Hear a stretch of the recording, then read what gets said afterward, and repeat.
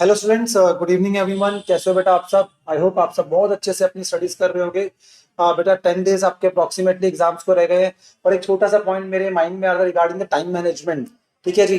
तो मैं सोचा कि आपसे एक छोटी सी वीडियो बना के मैं शेयर करता हूँ। ज्यादा टाइम आपका मैं लूंगा नहीं, बस छोटा सा एक पॉइंट जो मैंने डिस्कस करना है, जो मेरे माइंड में आया था, मैं डिस्कस कर रहा हूँ आपके साथ। बेटा जनरली आप थ्रू आउट दी और स्कूल लाइफ कभी कभी बहुत बार ऐसा होता है कि आप हमेशा बोलते सर पेपर लेंथी था, पेपर हमें आता तो पूरा था पर हम पूरा अटेम्प्ट नहीं कर पाए। रीजन मीन टाइम मैनेज नहीं हो पाया। ठीक है, अब एक बात बताओ कि अगर टाइम आपका वहां मैनेज नहीं हो पाया तो अभी भी ये सेम प्रॉब्लम आ सकती है सीए फाउंडेशन के अंदर। लाइक कि आप एग्जाम देने जा रहे हो, ठीक है, आपके ऊपर एक प्रेशर है। वैसे भी अकाउंट्स मेरा फर्स्ट पेपर होगा, एक अलग ही प्रेशर होता है आपके ऊपर की फर्स्ट टाइम आप सीए फाउंडेशन के एग्जाम देने जा रहे हो। ठीक है जी। तो वहां पर कभी कभी प्रॉब्लम आ सकती है, वो किस चीज की आ सकती है? टाइम मैनेजमेंट की आ सकती है।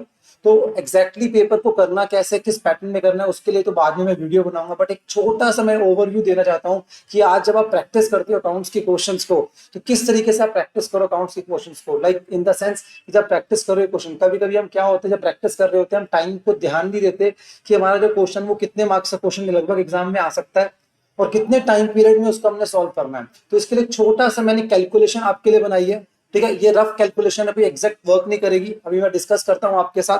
लाइक आपका पेपर 100 मार्क्स का है बेटा। ठीक है, 180 मिनट्स आपको मिलते हैं, तो इसका मतलब 1 मार्क के लिए आपको 1.8 मिनट्स मिल रहा है। ठीक है, जनरली जो क्वेश्चंस के पैटर्न होते हैं हमारे वहां पर 5 मार्क्स के क्वेश्चन आते हैं, 4 मार्क्स के आते हैं, तो 4 और 5 को हम एक ही टाइप का कंसिडर करते हैं। 10 मार्क्स के आते हैं, 15 मार्क्स के भी आ सकते हैं और 20 मार्क्स के भी आ सकते हैं। तो जनरल बहुत सारे क्वेश्चन हमें 5 मार्क्स की लेंथ में देखने को मिलते हैं। अगर मैं यहाँ पे बहुत सिंपल एक बेसिक कैलकुलेशन करूँ, 5 मार्क्स का क्वेश्चन है आपका, तो 5 मार्क्स को आप मल्टीप्लाई करोगे 1.8 से, तो अप्रोक्सीमेटली कितना हो गया आपके पास? 9 मिनट्स। पर फिर भी मैं आपको बोलूंगा आपकी प्रैक्टिस इस तरीके से होनी चाहिए दैट इज कि वो 7 to 8 मिनट्स के अंदर आपका सॉल्व हो जाए। ठीक है, अगर आपका क्वेश्चन 10 मार्क्स वाला है, जो आप घर पे प्रैक्टिस कर रहे हो, तो आप क्या करो, टाइमर लगाओ और चेक करो कि 10 मार्क्स वाला क्वेश्चन आपका मैक्सिमम 15 मिनट्स, वैसे स्टैंडर्ड टाइम कितना हो गया 18 मिनट्स, बट मैक्सिमम 15 मिनट्स के अंदर सॉल्व हो रहा है या नहीं हो रहा है। अगर वो नहीं हो रहा है तो इसका मतलब कहीं ना कहीं अभी भी आपकी कॉन्सेप्ट की क्लैरिटी नहीं है या आपकी स्पीड की कुछ प्रॉब्लम है, तो वो आपको ध्यान देनी है। ऐसे ही आपका 15 मार्क्स तक का क्वेश्चन भी आ सकता है। तो अप्रोक्सीमेटली वैसे स्टैंडर्ड टाइम है 27 मिनट्स, बट मैं अगेन यहाँ पे क्या बोलूंगा आपको कि आपका 20-25 मिनट्स के अंदर वो मैक्सिमम होना चाहिए। ये जो कुछ टाइम मैंने आपको यहाँ पे बताए हैं, ये मैक्सिमम टाइम है जो आपको एग्जाम में कंज्यूम करने हैं एक पर्टिकुलर क्वेश्चन के लिए, अगर वो 5 मार्क्स का या 10 मार्क्स का या 15 मार्क्स का है। हाँ, एक question chances are very very high 20 marks का जो फाइनल अकाउंट से आता है आपका, ठीक है, वो आपका 36 मिनट्स यहाँ बनते हैं, बट अगेन मैं बोलूंगा 25 से 30 मिनट्स के अंदर वो आपका सॉल्व होना चाहिए। तो इसका मतलब घर पे जब प्रैक्टिस कर रहे हो तो आप देखो ये क्वेश्चन कितने मार्क्स का एग्जाम में जनरली आता है, कितना स्टैंडर्ड टाइम है और कितना टाइम मैं ले रहा हूं। अगर कुछ वेरिएंस नेगेटिव जा रहा है आपका, लाइक कि लगने चाहिए आपके 9 मिनट्स, आप लगा रहे हो 10 मिनट्स, तो वहां जाके पक्की बात आप ये बोलोगे पेपर लेंदी था, कुछ पार्ट मुझे आते हुआ मेरा छूट गया। वो ऐसा नहीं होना चाहिए मेरे बच्चे। आप क्वेश्चंस तो प्रैक्टिस कर रहे हो, बहुत अच्छी बात है, that is called effectiveness, but efficiency भी दिखानी है आपको, मतलब टाइमली उन क्वेश्चंस को कंप्लीट करना है। मुझे उम्मीद है आप इस सब बातों को ध्यान में रख के अपने क्वेश्चंस को कंप्लीट करोगे। फर्स्ट पेपर आपका अकाउंट्स का है, तो मैं उम्मीद करता हूं आप, ठीक है, पेपर बहुत अच्छे से दोगे।